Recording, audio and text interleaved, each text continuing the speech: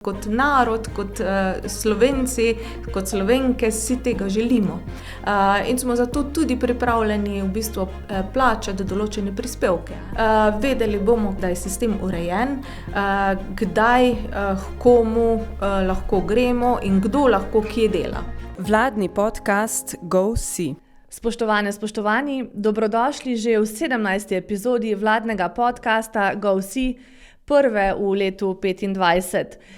Naš podcast nastaja v produkciji Urada Vlade za komuniciranje, z vami pa sem Petra Bezjak Cirman. Našo ekipo bo veselilo, če spremljate podcaste, kjerkoli jih poslušate ali gledate. Današnja tema je ključna za vse. Zdravje. Vlada je namreč potrdila eno ključnih novez zakona za prenovo zdravstvenega sistema.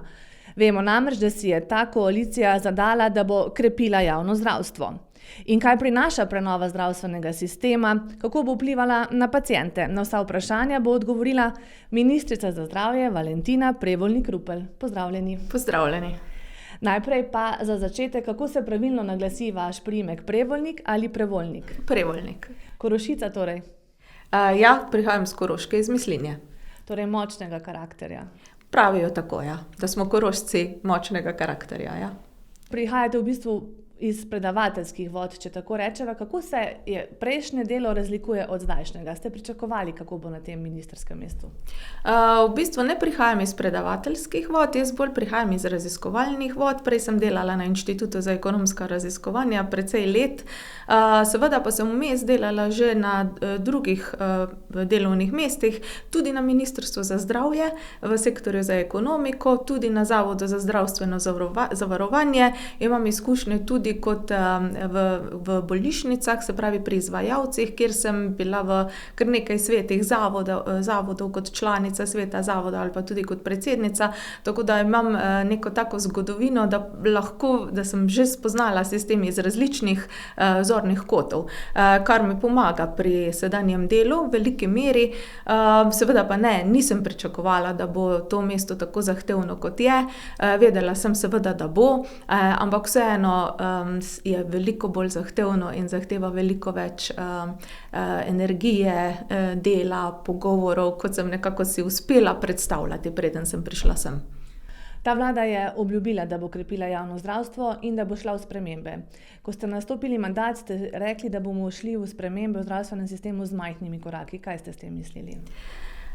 S tem sem mislila na to, da je zdravstveni sistem izjemno kompleksen in velik sistem, ki ga je treba konstantno, stalno prenavljati in skrbeti zanj. Se pravi, vedno je treba biti pozoren, spremljati, kaj se v sistemu dogaja, ga analizirati in sproti sprejemati neke ukrepe oziroma majhne korake, ki ga nekako utirijo in vodijo v smer, ki jo želimo. Naša smer je seveda jasna, zagotoviti dostopnost in ko enkrat ljudje lahko dostopijo do zdravstvenih storitev, da so te kakovostne. Vse seveda ob nekem stabilnem, finančno vzdržnem zdravstvenem sistemu.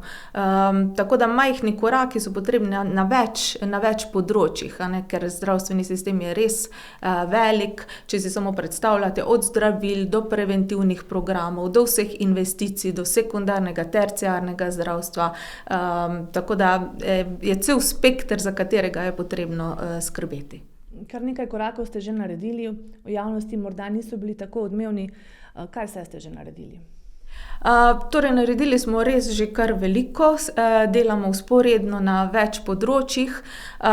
Želimo seveda, da so vse spremembe čim bolj gladke, se pravi, da ne pretresajo zdravstvenega sistema, če se le da. Je pa res, da so nekatera področja taka, kjer ukrepi zamujajo, kjer bi lahko bili sprejeti že kar precej let nazaj in je zato zdaj sprememba nekoliko bolj boleča. Zagotovo pa so vse spremembe, ki jih uvajamo oziroma za katere se odločimo, premišljene, predebatirane, o njih razpravljamo z vsemi deležniki, ki so v zdravstvu, od pacientov do zdravnikov, drugega zdravstvenega osebja, se pravi medicinskih sester in ostalih poklicev, kot seveda tudi na ekonomsko-socialnem svetu, se pravi delodajalci, sindikati, tako da vnos vsake spremembe terja kar nekaj časa. Vse spremembe so, kot sem rekla, usmerjene v povečanje dostopnosti in kakovosti.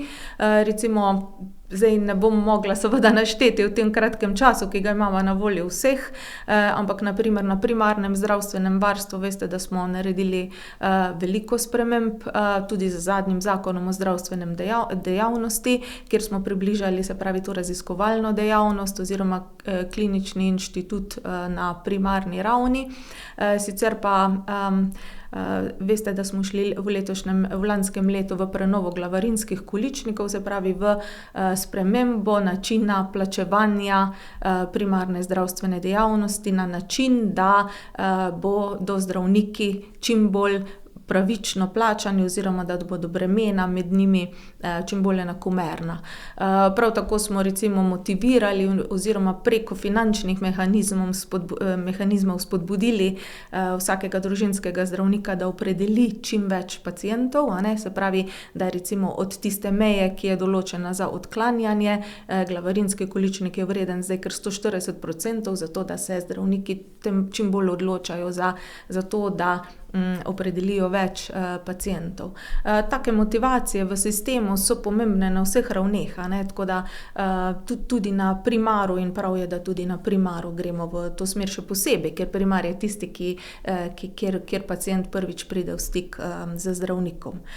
Potem recimo zelo pomembna sprememba je model spodbujanje, spet motivacije, prvih pregledov na specialistiki, se pravi na sekundarni ravni, se pravi, gre za specialistično ambulantno dejavnost, kjer želimo, da imajo pacienti čim boljši, čim hitrejši dostop do prvega pregleda, se pravi, da se iz čakalnih vrst premaknejo v zdravstveni sistem.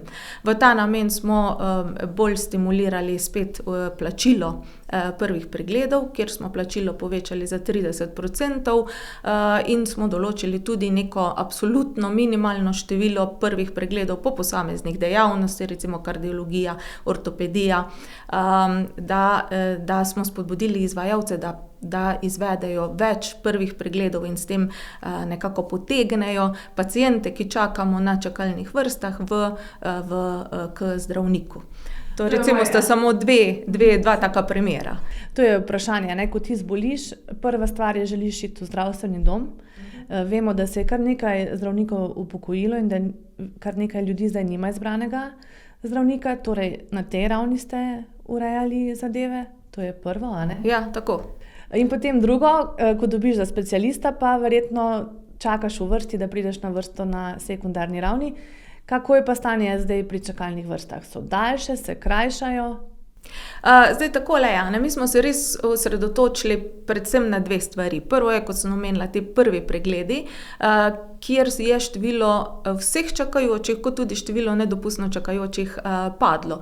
Recimo v teh 13 dejavnostih, ki smo jih posebej targetirali, oziroma smo ta ukrep z boljšim plačevanjem prvih pregledov usmerili na njih, je recimo je število kar 3-krat manjše, kot je bilo na začetku leta, to govorimo o številu nedopustnih čakajočih.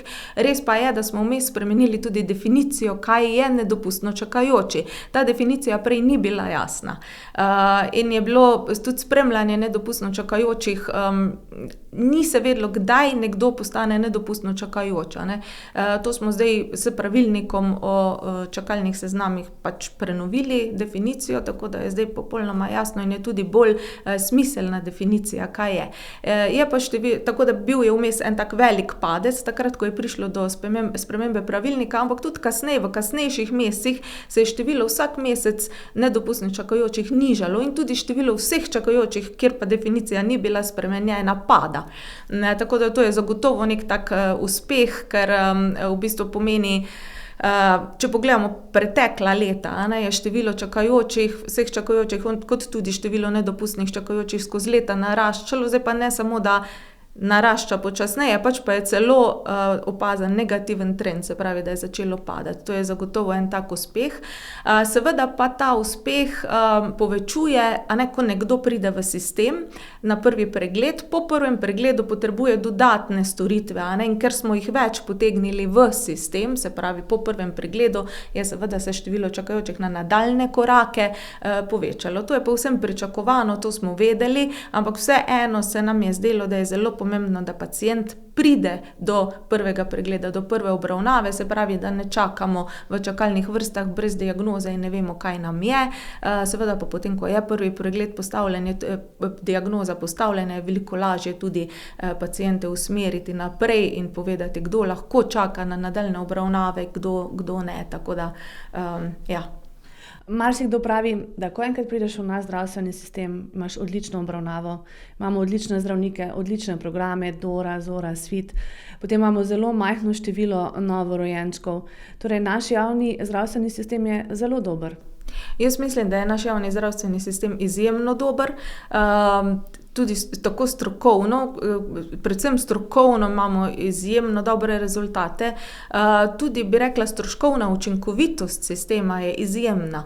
Z takim deležem sredstev, se pravi v bruto domačem proizvodu, kot ga mi namenjamo za zdravstvo, so naši kazalniki od pričakovane življenjske dobe, od pričakovanih zdravih let življenja so izjemno dobri v primerjavi recimo tudi z Avstrijo, s katero se zelo radi primerjajo. Recimo Avstrijci imajo približno enako pričakovano življenjsko dobo in manj pričakovanih zdravih let življenja, vlagajo pa recimo tam okrog 11% BDP-ja za zdravstvo, medtem ko naš procent je tam okrog 9,6-9,7, pa imamo boljše recimo te kazalnike. Tako da jaz bi rekla, naš sistem z vidika teh krovnih kazalnikov, ki so nam vsem pomembni, kako dolgo bomo živeli, koliko zdravih let lahko nekdo pričakuje, je naš sistem izjemno, izjemno dober.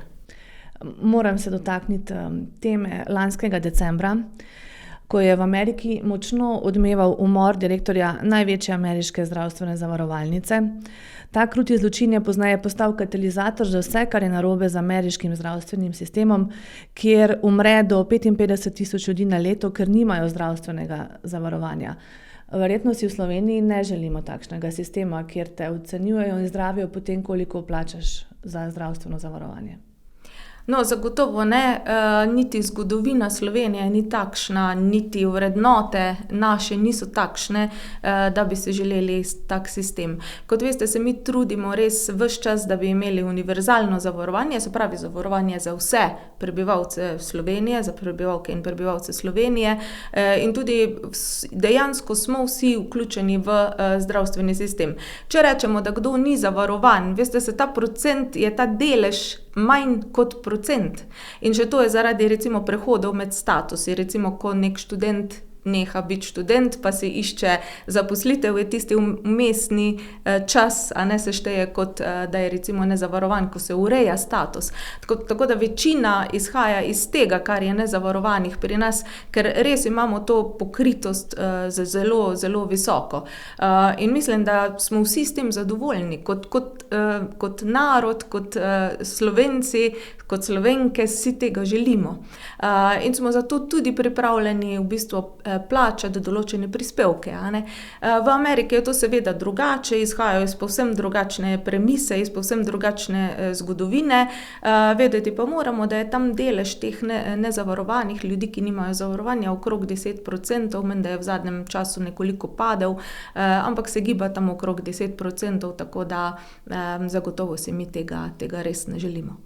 In če greva zdaj na aktualno temo, novelo zakona o zdravstveni dejavnosti, ta naj bi poskrbela, da bo več zdravnikov delalo ravno v tem sistemu javnega zdravstva in ne toliko zasebnega. Kaj vse prinaša? Se pravi, novela zakona o zdravstveni dejavnosti se predvsem res osredotoča na urejanje zdravstvene dejavnosti. Če se vprašamo, kaj bo pacient, kaj bomo ljudje imeli od tega, vedeli bomo, da je sistem urejen, kdaj, komu lahko gremo in kdo lahko kje dela. Zakon o zdravstveni dejavnosti je v bistvu nekako uredil to, kar je mogoče šlo v našem sistemu predaleč. To je tisto, ko sem prej govorila, da so mogoče nekateri zakoni sprejeti nekoliko bolj pozno, kot bi lahko bili. Saj je pri nekaterih dejavnosti recimo že toliko zdravnikov šlo iz zdravstvene dejavnosti, govorim recimo o radiologiji, da je že več kot polovica storitev opravljena izven javnega sektorja. To seveda zmanjšuje dostopnost ljudi do storitev v javnem zdravstvenem sistemu, zato je bilo pač ta korak potrebno narediti. Zelo pomembno, kar vidim kot zelo pomemben doprinos, je to, da zakon jasno definira, kaj je javna zdravstvena mreža, se pravi, to so javni zdravstveni zavodi in koncesionarji, in da definira razmerja, kako lahko zdravnik neko dejavnost opravlja. To, da se je prej lahko delalo preko espejev, DOO-jev, nekdo, ki je bil zaposlen v javni zdravstveni mreži in je popoldan delal pri recimo zasebnikih izven javne zdravstvene mreže, govorimo o čistem samoplačniškem delu, je lahko vodilo do tega preusmerjanja, prenaročanja pacientov. Poleg tega espe ni dejansko oblika, se pravi zaposlitve, ki bi bila primerna za tako opravljanje dela. Vemo, da je treba upoštevati zakon o gospodarskih družbah, ki točno definira, kdaj je SPT tista oblika, po kateri se lahko to delo opravlja. Tako da zakon tukaj pač postavlja neke meje, ureja, regulira zdravstveno dejavnost. Veliko je takih primerov, tudi kdo je posnel takšen primer. Kličemo zdravnika v zasebno ambulanto, se nam javi, plačamo, ampak vemo, da pa v bolnišnici, ki je pa javna, do njega ne pridemo. Torej, teh praks ne bo več. Teh praks ne bo, dejstvo bo, da pač zdravniki bojo zdaj morali se odločiti, kje bodo počeli. Veste, tista mala izjema, ki jo imamo, je v bistvu za neko varovanje javnih zavodov, v primeru, da bodo potrebovali nekega strokovnjaka, ki je na trgu, se pravi, govorimo o tem, da če bo prišlo po nekem povpraševanju, po nekem vrhunskem strokovnjaku, ki ga bojo potrebovali v javnem zavodu, bo še vedno mogoča delna zaposlitev. Ampak ta bo verjetno imel službo za nedoločen čas zasebno, in bo pomagal javnemu zdravstvu. Zdaj je bilo pa ravno obratno. So imeli službo za nedoločen čas v javnem zdravstvu in so lahko popoldan delali zasebno, da, tako. Koncesionarji so všteti v ta javni del, Koncesionarji so všteti v javno zdravstveno mrežo. Kakšne spodbude pa prinaša zakon za to, da bi zdravniki ostali v javnem zdravstvu? Zdaj spodbud je kar nekaj. Večinoma se v javnosti govori o teh davčno bolj ugodnih podjemnih pogodbah, ampak meni se bolj pomembno zdi, da zakon jasno postavlja to merjenje efektivne obremenjenosti dela, se pravi, da bomo končno enkrat spremljali in vedeli, kdo koliko naredi. In tisti, ki bo naredil več, govorim o delu v rednem delovnem času, bo lahko preko variabilnega nagrajevanja, kar so v bistvu želeli zdravniki sami, zdravniki in drugi zdravstveni delavci, da tisti, ki bojo naredili več, bodo lahko za to več plačani. To je omogočil seveda ta novi zakon o skupnih temeljih za plače v javnem sektorju. Tako da jaz sem vesela tega dodatka, tudi sem vesela, da je z zakonom o zdravstvenim dejavnosti mogoče, da se to variabilno nagrajevanje začne prej, se pravi, da bo omogočil začetek predtem že v letu 2025. To variabilno nagrajevanje je pomembno, daje pomembno orodje v roke poslovodstvu, se pravi menedžerjem, da identificirajo, najdejo, izmerijo in nagradijo tiste, ki so recimo bolj pridni oziroma ki naredijo v rednem delovnem času več. Seveda dodatno pa so potem še podjemne pogodbe recimo za delo izven rednega delovnega časa, ki pa nimajo plačila tega posebnega davka. Bo lahko torej zdravnik iz javnega zavoda bolnišnice Celje delal tudi v zdravstvenem domu Celje? Lahko bo delal, vkolikor bo seveda imel za to soglasje. Soglasje pa bo dobil pod določenimi pogoji. Ta pogoj je, da bo najprej seveda opravil delo v svojem matičnem zdravstvenem zavodu, in to delo bo merjeno zdaj. Tako da potrebno bo narediti redni program v sklopu Zavoda za zdravstveno zavarovanje, in ko bodo ti pogoji izpolnjeni, bo lahko dobil, če ne bo potrebe, če ne bo odklanjal nadurnega dela, pogoji so specificirani v zakonu, bo lahko dobil soglasje direktorja, da opravlja delo drugje v okviru javne zdravstvene mreže, seveda. Kdo pa bo pripravil ta merila? Merila so že specificirana v zakonu. Se pravi, en člen je, ki določa, kateri pogoji morajo biti izpolnjeni za izdajo soglasja. Efektivni delovni čas pa bo kako izgledal? Kdo bo pa to pripravil? Efektivna delovna obremenitev, metodologijo za merjenje bo enotna po celi Sloveniji. Pripravljamo jo na Ministrstvu za zdravje. Sicer pa bo to bolj služilo kot orodje spet menedžmentu, da bodo imeli v rokah neko metodologijo, s katero bodo lahko to merili in jo potem tudi sami uporabljali za to, da bodo določili, kdo lahko dobi soglasje in kdo ne. Večkrat ste že omenili menedžment, tudi za njih se spreminja, da bodo 100% posvečeni vodenju javnega zdravstvenega zavoda? Ja, zdaj v zakonu smo to določili za vse, razen za manjše zdravstvene zavode, se pravi, kjer že sam akt o ustanovitvi oziroma statut določa da je lahko ta delež zaposlitve nižji, se pravi 60%, kar pa je minimum. Na ministrstvu sicer zdaj še delamo analizo, za kolikšen delež so zaposleni direktorji teh javnih zdravstvenih zavodov. Ugotovili smo, da imamo tudi na primer zavod, kjer je direktor zaposlen za 5%, takih praks pač ne bo. Zdaj, direktorji, ki so istočasno zdravniki, se bojijo tudi, da bi zaradi te določbe od 100% izgubili licenco, kar pa ne drži, seveda bo dopolnilno delo in delo po nadurah omogočeno tudi naprej, kar jim seveda omogoča ohranjanje licence. Kako pa je z javno zdravstveno mrežo? Se na tem področju zdaj kaj izboljšuje? Se pravi, javno zdravstveno mrežo si na ministrstvo, veste, da želimo to mrežo zdravstvenih zavodov narediti v Sloveniji že po moje 20 let, pa nam do sedaj nekako ni uspelo, ampak mreža itak je. Mrežo imamo postavljeno, seveda pa ne vemo, ali je optimalna, ali so kje neke sive točke, kjer nekaj manjka, kjer pacienti nimajo dostopa do zdravstvenih storitev. Se pravi, posnetek javne zdravstvene mreže in njeno optimizacijo smo si kot cilj zastavili v ministrstvo na ministrstvo za naslednje leto, kjer jo želimo pripraviti pač v sodelovanju z deležniki, se pravi Nacionalnim inštitutom za javno zdravje, tudi Strateški svet za zdravstvo, Strateški svet vlade za zdravstvo se intenzivno vključuje v pripravo te mreže na vseh nivojih in po dejavnostih, tako da to je naša naloga, zagotovo ena glavnih nalog za naslednje leto, da to mrežo bolj natančno definiramo. Pri tem bi rada povedala, da ko rečem mreža, ne mislim samo na posamezne izvajalce, pač pa mislim seveda na vse, kar mreža prinaša, ne samo na lokacijo, pač pa na obseg storitev, na kakovost storitev, na kadre, na vse. To je mreža. Mreža je tako rekoč vse, kar imamo. Slabih 5 milijard je vreden proračun zdravstvene zavarovalnice in pravijo, da toliko je tudi različnih interesov. Pri tem zadnji noveli zakona se to zelo dobro vidi. Največji očitek je v bistvu ta, da bodo zdaj vsi zdravniki zbežali v zasebno zdravstvo in bo javna zdravstvena mreža še manj dostopna. Ali pričakujete kaj podobnega?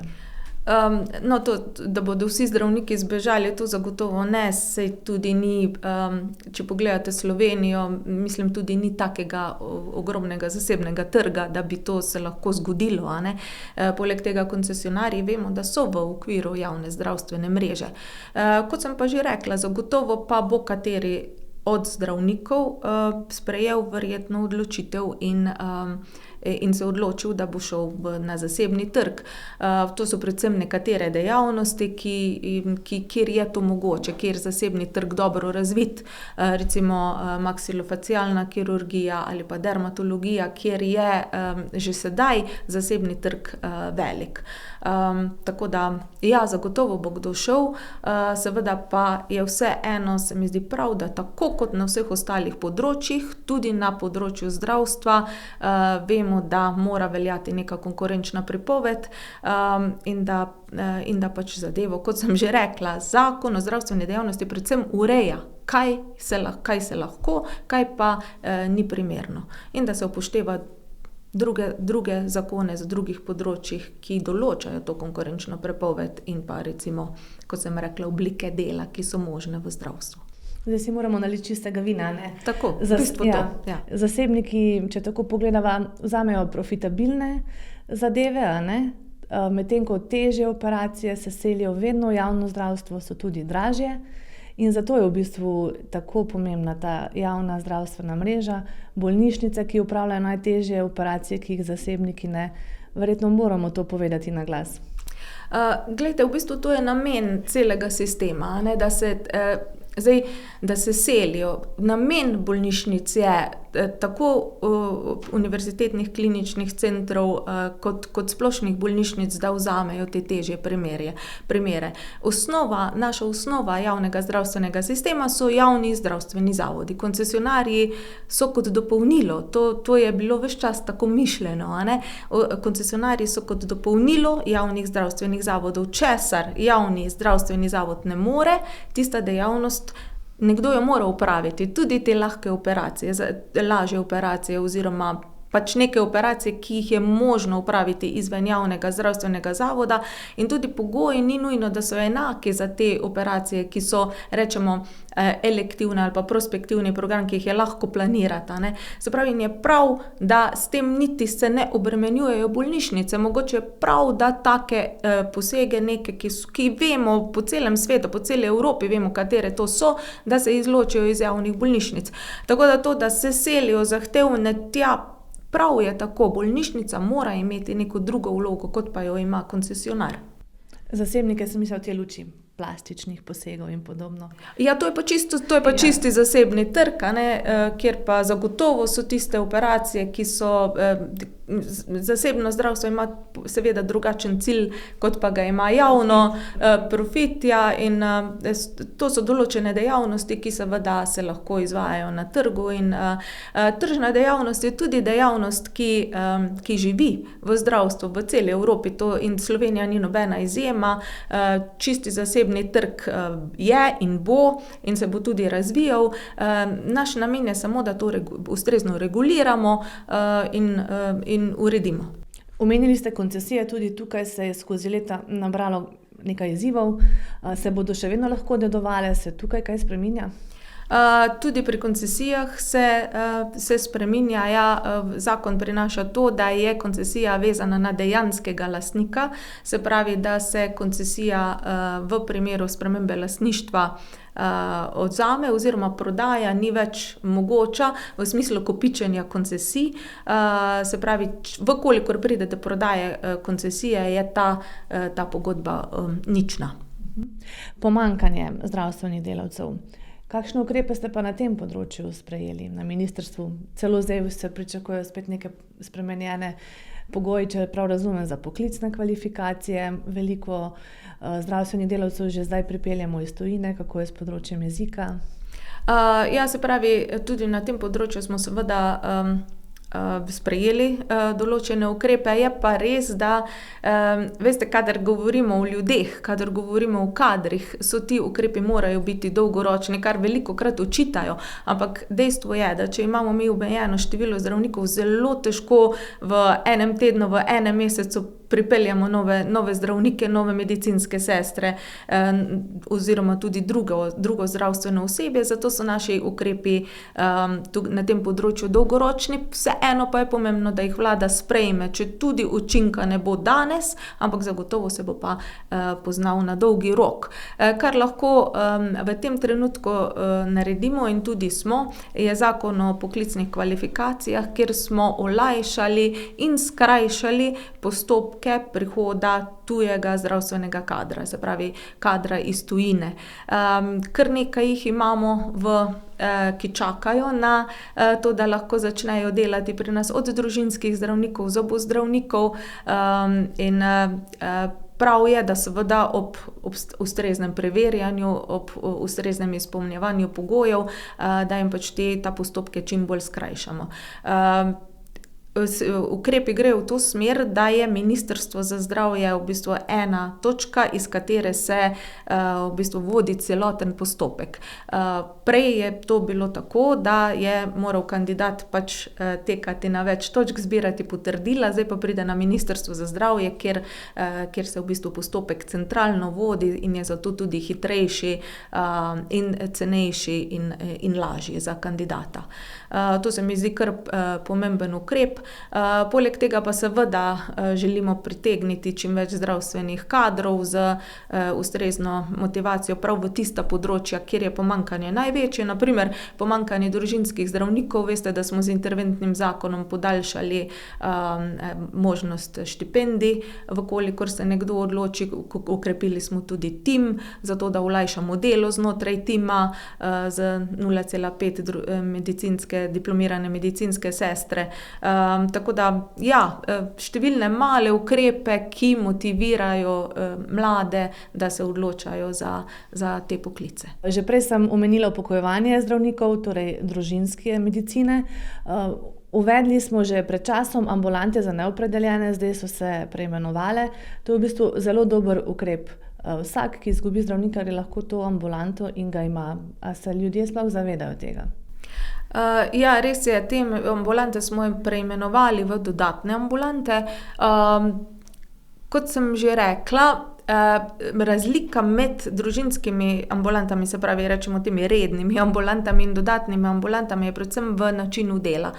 Se pravi, v rednih ambulantah ima vsak pacient svojega izbranega osebnega zdravnika, medtem ko je v dodatnih ambulantah opredelitev na ambulanto.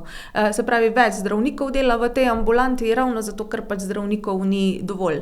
Mi si seveda želimo, da bi bili vsi lahko opredeljeni na zdravnika, se pravi v teh rednih ambulantah, ampak v teh razmerah je pravzaprav ta ukrep se izkazal za zelo pozitivnega, saj važno je na koncu to, da vsak lahko pride do zdravstvene obravnave. Vsekakor pa si seveda na nek malo daljši rok želimo, da bi vsak imel izbranega osebnega zdravnika. To se mi zdi zelo pomembno, ker ko imaš svojega zdravnika in se z njim spoznaš, se mi zdi, da je veliko teh faktorjev, kot so recimo okolje, iz katerega izhaja, poznavanje družine, poznavanje zgodovine družine in bolezni, ki lahko dajo družinskemu zdravniku nek bolj celovit pogled v pacienta. Vkolikor pa pacient menjava zdravnika, pa tega stika vseeno ni, ki je sigurno da zdravniku tudi neko dodatno informacijo in spremeni obravnavo. Tako da na dolgi rok si vseeno prizadevamo za opredelitev na zdravnika. Jaz se strinjam z vami, ampak moja izkušnja z dodatno ambulanto je izjemna, same pohvale, odzivna, tako da si pa ne predstavljam, da bi ostala brez. Ne, absolutno pravim, da je to zelo dober ukrep v vmesnem obdobju, da imamo vsi dostop do zdravstvene oskrbe. Zagotovo. Odličen res ukrep, ki se ga mogoče v primerjavi z ameriškim sistemom premalo zavedamo. Ja. Se strinjam. Primarna zdravstvena raven je pri nas res izjemna. Veste, da je tudi ne samo v Evropi, pač pa tudi v celem svetu je vedno izpostavljeno kot res primer dobre prakse. to reče po angleško gatekeeper, da mi v bistvu zaustavimo in veliko bolezni obravnavamo na primarnem nivoju in rešimo že velik delež obravnav tukaj. Tako da to je večkrat izpostavljeno tudi strani Svetovne zdravstvene organizacije, kako dobro imamo res to organizacijo zdravstvene oskrbe na primarni ravni. Nič nismo rekli o kakovosti, to ste se v preteklosti s tem veliko ukvarjali, kako pa je na tem področju kakovost v zdravstvu? Ja, zelo sem vesela, da smo sprejeli tudi zakon o zagotavljanju kakovosti v zdravstvu, seveda. Zakon je zelo pomemben z vidika varnosti zdravstvene obravnave in pa zagotavljanja kakovosti. Pri varnosti smo končno tudi zakonsko definirali vse pojme, se pravi od varnostnega incidenta do neželenih dogodkov in tako naprej. Definirali smo tudi celoten postopek, kako postopati, ko do tega recimo nekega varnostnega incidenta, katerega koli že pride. To je zelo, zelo pomembno, mogoče se premalo zavedamo, kako res zelo pomembno to je, saj če se recimo nekaj zgodi in se o tem pravilno poroča, se lahko tudi to v naslednjem primeru prepreči, Ker samo, če bomo res poročali varnostne incidente, preprečljive škodljive dogodke, potem bomo lahko sprejeli ukrepe, jih predstavili kot dobre prakse in s tem preprečili, da se te napake v zdravstvenem sistemu ponavljajo. Napake v procesih, napake v obravnavi. In to je izjemnega pomena za varnost pacienta, za zdravje, za zdravstveno obravnavo. Na drugi strani zakon prinaša tudi recimo merjenje kakovosti. Kakovost definira kazalnike izidov, recimo veste, da zdravstveni sistemi so večinoma še vedno orientirani na vložke v sistem, se pravi na inpute, potem na procese. Sedaj pa smo s tem zakonom res naredili tak velik preskok, ko smo se osredotočili tudi na izide in sicer na tiste izide, ki so pomembne za pacienta.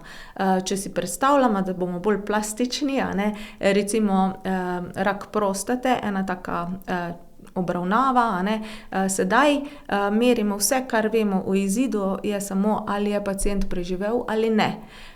Kazalniki izidov, za recimo v tem primeru, ki so zelo pomembni, pa so na primer tudi inkontinenca po določenem obdobju, ki je za pacienta pomembna. Njemu je po operaciji recimo prostate pomembno, ali je inkontinenten ali ni 6 mesecev kasneje.